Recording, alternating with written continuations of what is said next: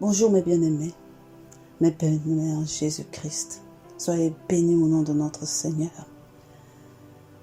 Nous voici rendus au jour 16 de notre marche spirituelle pour une percée de libération dans le programme de la Pâque à la Pentecôte. Alléluia.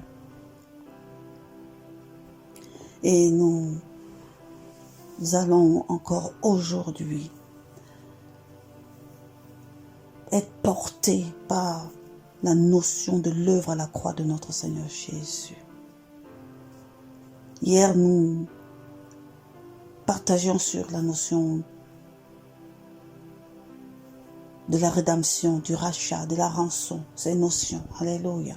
Aujourd'hui, nous allons vraiment méditer sur la notion de la chair et du sang, de l'alliance nouvelle et éternelle dont nous parle notre Seigneur Jésus-Christ, en mourant à la croix pour nous. Alléluia. Nous allons partager sur cela encore aujourd'hui, afin de nous en nourrir encore, afin vraiment de nous rapprocher encore de la vérité de la parole de Dieu, et de nous éloigner du levain, et de nous éloigner de tout ce qui peut être mensonge et hypocrisie dans nos vies, au nom puissant de Jésus. Alléluia. Écoutez le message qui va suivre vraiment, et saisissez les temps forts pour prier, saisissez les temps forts pour méditer. Alléluia. Et que le Seigneur notre Dieu vraiment exauce nos prières. Alléluia. Que le Saint-Esprit nous assiste, et qu'en toutes choses nous glorifions notre Seigneur Jésus. Demeurez bénis en Christ. Quant à moi, je vous dis à demain. Shalom.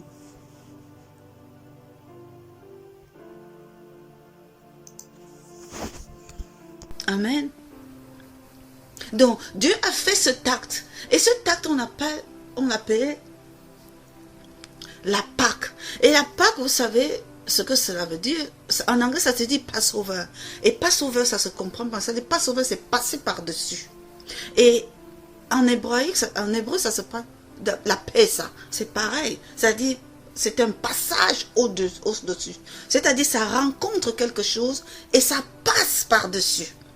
Ça contourne.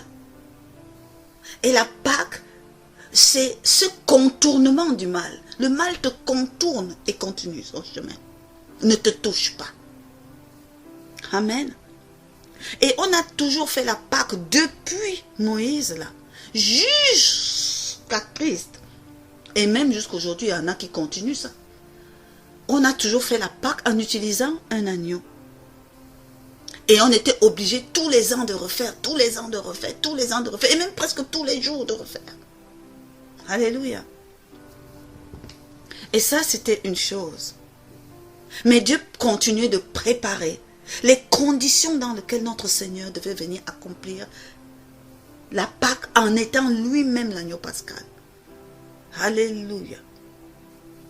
Parce que ça devait se passer dans un contexte particulier. Ça devait se passer en un temps particulier, un temps marqué, un temps prophétique, où les choses avaient une certaine signification et où ça devait prendre vie pour pouvoir porter l'ampleur de la vie que le Seigneur voulait donner à cet acte. Alléluia. Donc, lorsque Jésus naît, grandit, nous voyons dans la Bible que pendant ces 30 ans, il a l'habitude d'aller participer avec le peuple juif, sa famille, à la Pâque, à la célébration de la Pâque, où on tuait l'agneau, on prenait le sang, on aspergeait le sang, on mangeait l'agneau, on mangeait la chair de l'agneau, et on aspergeait le sang de l'agneau. C'était de coutume, c'était de principe, et ça se passait d'année en année. Et Jésus-Christ lui-même, en tant que Jésus de Nazareth, fils de Joseph et de Marie, né à Bethléem, allait le faire.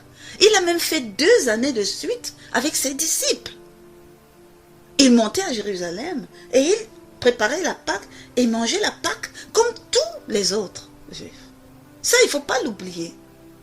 Jusqu'à cette 3e année, où lui-même il savait que le temps était venu, pour accomplir lui-même la Pâque, sa Pâque. Et c'est pour ça que Paul nous dit Christ, notre Pâque. Jésus-Christ est notre Pâque. Aujourd'hui, les gens qui n'ont pas compris encore que Christ est la Pâque continuent à faire la Pâque avec des moutons. Mais parce qu'ils n'ont pas compris que Christ, de la même façon que Dieu avait suscité l'agneau pour Abraham, pour substituer son fils, de la même façon, Dieu a donné son fils pour substituer l'agneau et a donné son fils à la place, afin que le sacrifice ultime et la rédemption totale soit accomplie. Donc quand le temps fut donc venu et que Jésus est monté à Jérusalem au cours de la 3e année de son ministère, je vais vous demander de lire tout ce passage-là pour les autres parties. Ce message va être long. Je sais qu'il va nous occuper pendant au moins plusieurs semaines de travail. Alléluia. Beaucoup de choses se sont passées. Mais toutes ces choses, Jésus savait que ça allait arriver. Les choses avaient été prophétisées de longue date. Quand il est entré à Jérusalem, il y avait l'anneau attaché. Ésaïe en parlait déjà. Il est passé par la porte dorée. Ésaïe en parlait déjà. Les populations ont jeté les habits et tout pour accueillir le roi. Jésus savait que ça allait se passer comme ça. Jésus savait pour la trahison de Judas. Jésus savait pour le fait qu'il allait être arrêté. Alléluia. Et qu'il devait mourir à la croix du calvaire. Mais même cette façon de mourir n'était pas anodine. Cette façon de mourir c'était pas un hasard. Cette période, cette saison, cette façon de faire des choses a été prévue par Dieu pour des raisons fondamentales que nous allons essayer de comprendre. Amen. Donc, cette rédemption à la croix du calvaire, Jésus est venu être notre Pâque. Dans Romains 5, 6, Paul explique, car lorsque nous étions encore sans force, Christ, au temps marqué, est mort pour les impies. Quand lui-même dit Christ au temps marqué, c'est pour vous dire qu'il y avait un temps marqué. Christ est mort exactement au moment où il devait mourir. Souvenez-vous, il y a des passages dans la Bible qui disent que les années avant, quand les pharisiens étaient déjà trop fâchés, ils voulaient l'arrêter à certaines périodes. Mais Christ, en quelque sorte, Christ fuyait. Christ s'arrangeait à partir. Il disait à ses apôtres, allons-nous-en. Il s'éclipsait. Donc on disait peut-être qu'il avait peur des pharisiens, mais non. Son temps n'était pas encore arrivé. Il dit s'en alla parce que son temps n'était pas encore arrivé. Parce que quand son temps est arrivé, il n'a pas reculé devant les gardes de Hérode qui sont venus l'arrêter. Il n'a pas reculé devant les accusations des pharisiens. Le temps était là, il fallait accomplir. Il était en mission et il devait accomplir sa mission. Amen. Christ est mort pour tous, afin que ceux qui vivent ne vivent plus pour eux-mêmes, mais pour celui qui est mort et ressuscité pour eux. Et Dieu prouve son amour envers nous, en ce que, lorsque nous étions encore pécheurs, Christ est mort pour nous tous. C'était un acte d'amour, un acte de rédemption, je vous ai dit, que le Seigneur Dieu a préparé de longue date. Jésus-Christ a toujours été assis dans le conseil d'Élohim. Mais quand le temps fut venu, il a accepté, il a dit à Dieu le Père, oui Père, je vais aller accomplir cet acte de rédemption. Alléluia. Il a accepté cette mission et il a quitté son siège glorieux pour venir se faire homme sur terre et traverser tous les périples qu'il a traversés afin d'accomplir cette mission de triomphe. Alléluia. Rabashake. Et il a donné sa vie là pour nous, pour que nous ayons la vie. Et l'acte qu'il a posé à la croix, la mort de Christ à la croix, a effacé C'est un verset qui est important. Paul parle aux Colossiens en 2,14. C'est un verset que tout le monde a déjà entendu parler. Mais c'est un verset dont vous devez vous approprier vraiment. Et c'est ce que je vous expliquais tout à l'heure par rapport à l'exécution de l'acte de rachat qui devait s'accompagner de certaines actions. On dit son acte à la croix, son sacrifice à la croix, a effacé les actes dont les ordonnances nous condamnaient et qui subsistaient contre nous. Et il l'a détruit en les clouant à la croix. Il a effacé les actes dont les ordonnances nous condamnaient.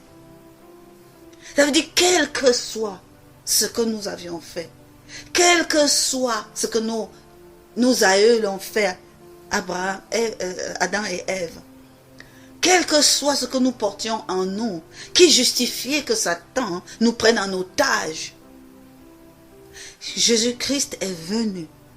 Et son acte à la croix, qui est un acte de rédemption, est un acte de rachat, est un acte de paiement de rançon, a effacé l'acte dont les ordonnances nous condamnaient, l'acte pour lequel nous étions en train de faire. Ça a effacé l'acte de Adam et Ève au jardin d'Éden. Et en plus de l'acte d'Adam et Ève au jardin de là, ça efface même tous les autres péchés que nous-mêmes individuellement, chacun a ajouté dessus. Alléluia. C'est un acte profond. Et de même, l'acte de la mort de Jésus à la croix a dépouillé les dominations et les autorités. Ça, c'est toujours aux Colossiens, en l'acte 2,15. Ce Colossiens 2, Paul prend vraiment le temps d'essayer de faire comprendre aux Colossiens cette puissance de l'œuvre à la croix de Christ. Il dit l'acte que Jésus a posé a dépouillé les dominations et les autorités. Et il les a livrés publiquement en spectacle, en triomphant d'eux à la croix du Calvaire. Rabasheke. Et pour Dieu, c'était un temps marqué. Un temps où il faisait valoir son droit de rachat. Un temps où il faisait valoir son acte de rédemption. Un temps où il payait une rançon de prix par la vie de son Fils, Jésus-Christ, à la croix du Calvaire. Donc ce n'est pas un hasard si Christ est mort à la croix du Calvaire.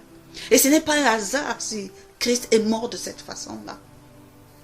Chaque acte, chaque étape a une signification importante qui prend un sens profond dans notre acte de rédemption, dans notre délivrance, dans notre retour à Dieu. Jésus s'est presque livré lui-même. Il a même presque titillé Judas. Il a dit, mais ne reste pas là, va faire ce que tu dois faire. On veut dire, mais pourquoi Judas? Mais parce que l'ennemi en nous ne prend que la... C'est-à-dire qu'il s'appuie sur les iniquités que nous nous présentons. De la façon dont nous sommes, Satan nous utilise et nous manipule. Il savait que Judas aimait l'argent. Judas aimait... Et on lui a promis quelques piécettes. Et il est allé délivrer. Quelque part, il nous dira même avec l'explication que non. Mais c'était pour lui faire du bien. Parce que Satan étant rusé, t'amène à commettre des ignominies tout en étant convaincu que tu fais rien de grave. Et c'est ça un peu la tactique de l'ennemi. Loin de moi. Chassez-le loin de vous au nom de Jésus. Et quand il était au jardin de Gethsémane, il n'a pas résisté à ce qu'on l'attrape. Parce que c'était le temps marqué. Il a même reprimandé Pierre qui a sorti son fourreau pour couper l'oreille. Pierre qui a quelque temps dans le jardin n'arrivait même pas à prier. Tellement il était assommé par l'ennemi, qui ne priait pas, qui n'arrivait pas à rester éveillé pour prier. Mais Pierre voulait défendre son maître. Mais ce n'est pas un combat physique. On est dans une dimension qui est spirituelle. Mais seulement les apôtres à ce moment-là n'avaient pas encore la puissance spirituelle. On peut comprendre qu'ils agissent comme ça. Même nous, quand nous n'évoluons pas encore dans le Saint-Esprit, nous agissons avec notre chair sur beaucoup de choses. Oh, Saint-Esprit, sauve-nous. Sauve-nous, emplis les temples que nous sommes, afin que nous agissons par l'Esprit, conduits par toi, afin de faire des choses qui sont agréables à Père. Alléluia. Donc, au niveau de la croix, des choses prennent, beaucoup de choses se sont passées, et nous disions que nous essayons de comprendre le sens des mots. Nous allons comprendre le sens du sang et de la chair de Jésus-Christ. Nous avons vu le sens de la mort en elle-même. Oui, nous savons qu'on l'a tué au niveau de la croix. Il y a la chair de Christ et il y a le sang du Christ. Parlons-en un peu. Dans les Lévitiques 17, 11, on explique quelque chose sur le sang et la vie. Je l'ai évoqué un peu tout à l'heure pour essayer d'expliquer pourquoi le sacrifier un agneau pour couvrir Adam et Ève de peau de bête et de ce sang-là avait un sens. Parce qu'il y avait la vie dans le sang. Lévitique 17, 11 dit « Car », on parle du sang et du sacrifice, « Car le sang, c'est la vie de toute créature. Et moi, je vous l'ai donné afin qu'il serve à accomplir sur l'autel le rite d'expiation pour votre vie. » Le sacrifice du sang sur l'autel d'expiation permet de sauver des vies. Et c'est un processus qui se déroulait déjà au sein du peuple de Dieu dans l'Ancien Testament. En effet, continue le Lévitique, c'est parce qu'il représente la vie que le sang peut servir à l'expiation du péché et l'expiation de la faute. C'est parce qu'il représente la vie. Donc là où le sacrifice du sang est donné, il y a en quelque sorte vie en contrepartie. Ou vie que l'on donne ou vie que l'on préserve. Amen. C'est pareil. C'est pour ça que pour vraiment accomplir, finaliser son plan de rédemption, Dieu devait passer à un niveau de vie, de véritable vie, de sa vie, de la même vie qu'il a mis en Adam et Ève au jardin d'Éden quand il les créait. Parce que Dieu voulait revenir à l'origine. Et aucune autre vie ne pouvait remplacer ça que celle de Dieu lui-même, le Créateur. C'est pour ça que le sang en Christ, qui n'était pas qu'un humain, qui est né de la femme, mais conçu du Saint-Esprit, et que la parole nous dit qu'il est Dieu fait homme, ce sang qui coulait porte en lui, le sang du Christ, la vie éternelle, celle de Dieu. Alléluia. Vous savez que quand on a chassé Adam et Ève du jardin, quand Dieu dit qu'il a ôté la vie d'eux, pour qu'ils ne vivent pas éternellement, Dieu a ôté sa vie éternelle. Et il a fermé le jardin d'Éden, afin que Satan ne les pousse pas à revenir pour manger du fruit de la vie. Et c'est cette vie éternelle que Dieu a pensé depuis le commencement, mettre dans les hommes, afin qu'ils vivent comme les esprits dans les cieux, pour qu'ils règnent éternellement. Dieu pense à remettre cette vie. Parce qu'il a fait l'homme à son image et à sa ressemblance. Cette éternité, cette vie d'éternité est une condition, est une nature essentielle au règne de Dieu sur la terre. Amen. Et c'est pour ça que Christ perd sa vie à la croix, donne sa vie à la croix. Par cette effusion du sang, par cette mort brutale. Parce que, on va me dire, vie pour vie, mort pour mort, Christ pouvait mourir tranquillement sur son lit, non? Pourquoi il a fallu qu'il passe par ça? C'était le Fils de Dieu. Donc il pouvait tout simplement se coucher comme ça et mourir. Mais non, Je vous ai dit que quand on fait l'acte de rachat ou qu'on paye une rançon, ça a un sens. Il fallait que la vie de Christ et en conclusion sa mort passe par un processus qui prend une signification. Tu ne peux pas payer la rançon à quelqu'un sans qu'il soit conscient que tu payes une rançon. Parce que si quelqu'un a déjà pris quelque chose en rançon, il faut un pourparler. Il y a toujours pourparler entre l'agresseur et celui qui a enlevé. Même si ce n'est pas direct, il faut que ça passe par un processus où, à la fin, on peut comprendre pourquoi. Jésus-Christ était sans péché. Jésus-Christ, on l'a accusé à tort. Les pharisiens l'accusaient des choses que même Hérode n'a pas reconnues. Vous me demandez d'exercer un jugement et de condamner ce type. Moi, je ne vois pas ce qu'il a fait. Effectivement, Jésus-Christ n'avait rien fait. Mais il fallait que ça se passe comme ça. Pourquoi? Parce que ceux pour qui il venait prendre, payer la rançon, c'était un échange, avaient péché eux. Nous avions péché. Adam et Ève avaient péché. La descendance d'avant et Ève étaient des pécheurs. Nous tous, nous étions des pécheurs. La création de Dieu était devenue pécheresse. Et Jésus-Christ, le fait qu'il n'avait pas de péché, devait être quand même accusé. Ces péchés-là, on devait les lui imputer à justice. Parce qu'il venait procéder à l'échange. C'est une rançon. C'est un rachat. C'est comme s'il disait, nous tous là, nous étions là accusés. Et Jésus dit, prenez-moi, laissez-les. C'est exactement ça. Jésus est venu prendre notre place sur la chaise d'accusation.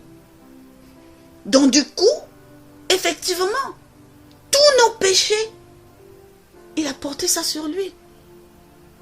Et mes frères, mes sœurs, dans cet acte, vous devez voir une chose. La parole nous dit, déposez vos fardeaux à mes pieds. Venez déposer vos fardeaux sur moi. Prenez mon joug. Mon joug est léger parce que je suis quelqu'un d'innocent en fait. On m'accuse pour rien. Mais je vous laisse cette place. Prenez vos péchés, déposez-les sur moi. La parole de Dieu dit aussi, et c'est Paul qui explique, ce sont de nos péchés qu'il s'est chargé. Nos péchés ont été déposés sur Jésus-Christ.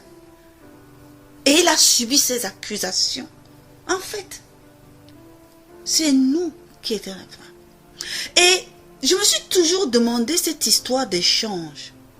Jésus et oh Saint-Esprit, tu es merveilleux. Merci de nous nourrir. Cette histoire d'échange, Jésus contre Barabbas. Vous vous souvenez? Hérode a dit, bon, j'ai l'habitude de libérer un vrai brigand pendant ces temps de fête. Je vous propose Barabbas. Jésus ou Barabbas, vous voulez qui? On dit on veut Barabbas. Mais en fait, c'était le cri de la création. Barabbas c'est nous, Barabbas c'est toi mon frère, Barabbas c'est moi. Barabbas c'est toute la création. Un vrai pécheur. Mais nous avons tous crié ce jour-là, de la bouche des pharisiens. Libérez-nous, libérez-nous, libérez-nous. Prenez-le, prenez-le, prenez-le. Gloire à Dieu. L'échange devait être fait. Et l'échange devait être matérialisé. Ça ne peut pas se faire comme ça en catimini dans un petit... Non, ça devait se faire en public, en plein soleil. Parce que tout le monde devra témoigner de ça. Nous avons tous dit, mon frère et ma soeur, oui, tu n'étais pas là il y a 2000 ans. Mais aujourd'hui, je te demande, joins-toi à moi pour dire, libère-moi, libère-moi, libère-moi, prenez Christ, libère-moi. Alléluia. Jésus dit, je suis venu pour vous. Dépose tes fardeaux. Dépose ton fardeau sur moi. Donne-moi ton fardeau. Prends le mien, il est léger. Je prends au nom de Jésus. Je prends le fardeau de Christ, il est léger. Dépose ton fardeau à Jésus-Christ. Il est venu pour prendre ton fardeau et te donner le sien. Rabasheke.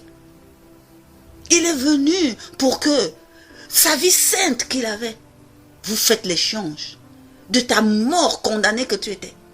Laisse-lui la mort et la condamnation. Prends la vie. Je prends au nom de Jésus. Je prends la vie de Christ. Je prends. Je dépose tout mon fardeau au pied de Jésus. Prends Christ. Prends Jésus. Prends Jésus. Moi, je prends ta vie. Rabasheke. Je crie avec les pharisiens, Barabbas, Barabbas. Ils ne savaient pas ce qu'ils faisaient. Ils contribuaient seulement à l'œuvre de Père. Il fallait bien qu'il y ait des gens qui crient Barabbas, Barabbas. Parce qu'il fallait que Christ, ce jour-là, soit pris en échange de la création. Alléluia. Rabasheke. Il a pris. La parole dit qu'il a été accusé. Mais figurez-vous que la parole dit aussi qu'il n'a pas été condamné. Parce que Hérode a refusé jusqu'au dernier moment de le condamner.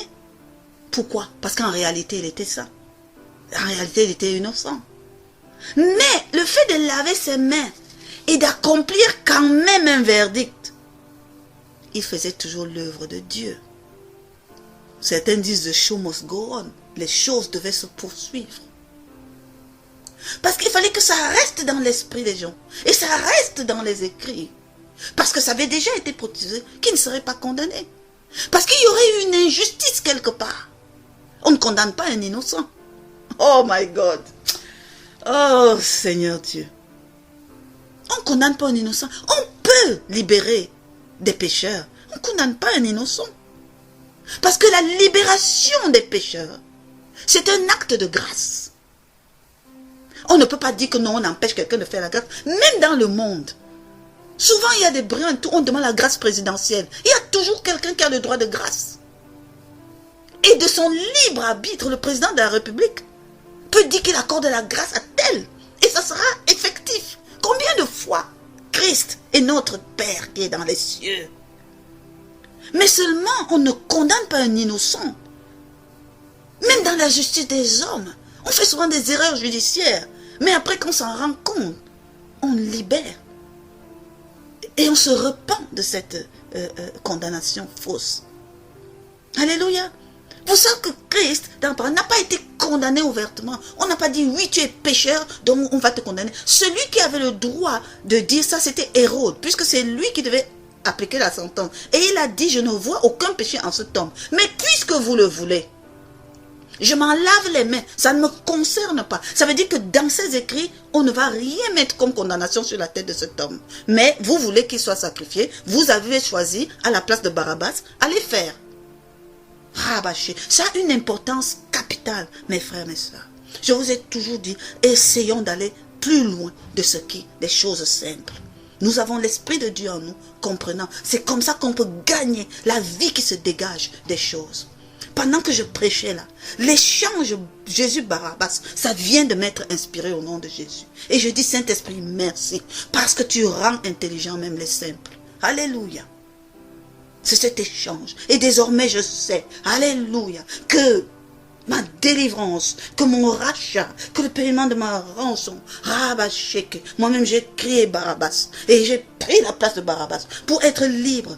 La parole de Dieu dit que Barabbas marchait au milieu des gens. Lui aussi, il est sorti et il est allé voir comment on a condamné Jésus-Christ. Et personne autour ne disait brigand. Non, il était un homme libre, complètement libre, au même titre que les autres. On avait oublié le brigand qu'il était. C'est comme ça que nos péchés sont oubliés. C'est comme ça que nos péchés sont effacés. Quand nous allons à Christ et que nous acceptons l'échange qu'il a fait, amen, nous sommes délivrés. Les actes qui nous condamnaient sont effacés. Nous n'avons plus d'ordonnance sur nos têtes. Nous sommes des gens libres et sans péché, sans condamnation. Il a fallu qu'il avance. À partir de ce moment, portant sur nous nos péchés, portant sur lui nos péchés, nos iniquités, il s'est chargé de ça. Il a subi ce que logiquement dans la justice de Dieu, les pécheurs subissent. Donc, le chemin là, de la croix que Jésus a parcouru. Mon frère, ma soeur, imagine. Aujourd'hui, tu te plais même en Christ, les petites turpitudes que l'ennemi arrive à te faire, les petites, j'allais dire tribulations, parce que Jésus a dit que c'est avec tribulation, les petites tribulations que l'ennemi arrive à te faire ressentir. Imagine alors, si tu devais porter ce que Christ a porté. Oh, je ne veux même pas m'imaginer. Je ne veux même pas m'imaginer. Et la parole de Dieu qui me dit que ce sont ces meurtrissures, les meurtrissures qu'il a subies. On l'a fouetté, on l'a battu, couronne d'épines et tout cela. Ce sont ces meurtrissures, meurtris dans sa chair qui nous guérissent de notre chair. Chaque fois qu'une épine entrait dans sa tête, sache que tous tes maux de tête là sont partis. Chaque fois qu'un coup de fouet passait sur sa chair, sache que tout ce qui est atteint ta chair est parti. Maladie et tous les autres. Tout ce qui pouvait faire souffrir ta chair, c'est ça qu'il a supporté. Donc quand tu dis, quand quelque chose te fait mal, tu ordonnes à ton cœur, toi là, Jésus a subi ces meurtrissures pour que moi je n'ai plus mal. Tu fous le camp. Tu n'as pas ta place là. Parce que ce corps a été racheté au prix de la souffrance de mon Seigneur Jésus. Et ces meurtrissures me guérissent. Je suis guéri et toi tu t'en vas. Parce que tu as conscience de cela. Ne le dis pas en répétant, ce sont des versets que les gens répètent. Ce sont des versets que même quand les gens sont malades, ils répètent. Mais on ne te demande pas de répéter. On te demande de prendre conscience de ce qui s'est passé. De te mettre vraiment dans la peau ce jour-là. Et de parler avec conviction de ce qui s'est passé. Parce que toi, tu es convaincu que ton corps là, ce n'est pas un simple corps. C'est le corps du Christ que tu as pris toi. En lui laissant le tien qui était déchéant. Parce que toutes les meurtrissures qu'il a subies là, c'était ça. Il a porté ça pour nous. Il a fait cette marche. Il a fait cette marche. Et quand il a été meurtri comme ça, le sang coulait. Le sang coulait de sa tête, le sang coulait de sa chair. Mais mes frères et sœurs, nous allons arriver au sang. Parce que le sang qui coule n'est pas le sang qui effuse.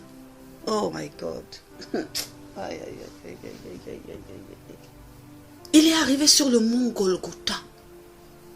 Il a été crucifié. C'était le mode où, c'était le modèle que les gouvernants de l'époque utilisaient pour manifester leur pouvoir. Tous ceux qui se mettaient en porte-à-faux avaient leur commandement, avec leur loi, leurs droits, leur autorité. Ils voulaient leur démontrer que c'est eux, c'est Rome qui commandait, qui était le maître. C'est pour ça que les brigands étaient crucifiés au sommet d'une montagne. De façon à ce... cette montagne-là particulièrement, celui du lieu dit crâne, cette montagne-là particulièrement, était positionnée de façon à ce que l'on pouvait le voir de partout où on se trouvait autour de Jérusalem. Et Jérusalem, c'était un carrefour dont les gens qui venaient même seulement de passage, qui venaient pour aller à l'Asie et machin, passaient par là. Donc, voyez cela. La position sur le mont Golgotha n'est pas anodin. C'était prophétisé depuis par Élie. Les Romains utilisaient cette tactique pour crucifier les gens de façon à ce que leurs ennemis, les autres peuplades, tout le monde, voient comment finissent ceux qui s'opposent à César et le craignent. Mais Dieu a utilisé ça pour d'autres fins. Dieu a utilisé ça pour d'autres fins. Nous allons revenir. Donc à la croix du Calvaire, Jésus a été crucifié, planté, nous connaissons le reste, les deux brigands à côté, et tout ce qui s'est passé jusqu'à tout est accompli. Il s'avère simplement que Jésus tardant à à mourir et que la parole de Dieu avait dit qu'on ne devait pas lui briser les os, pour accélérer sa mort, étant donné que c'était le jour du sabbat, le centurion a pris sa lance et lui a ouvert la côte. Mais ce geste, le centurion ne le sait pas, mais c'était prédit, prophétisé depuis par Ésaïe. Dans le plan de rédemption, Rabosheke.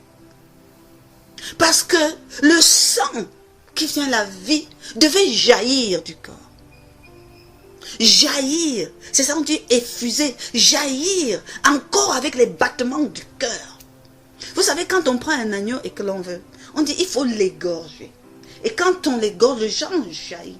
Et ce sang qui jaillit là, ce sang effusé là, est recouvert sur l'autel, et on touche les cornes, etc., etc.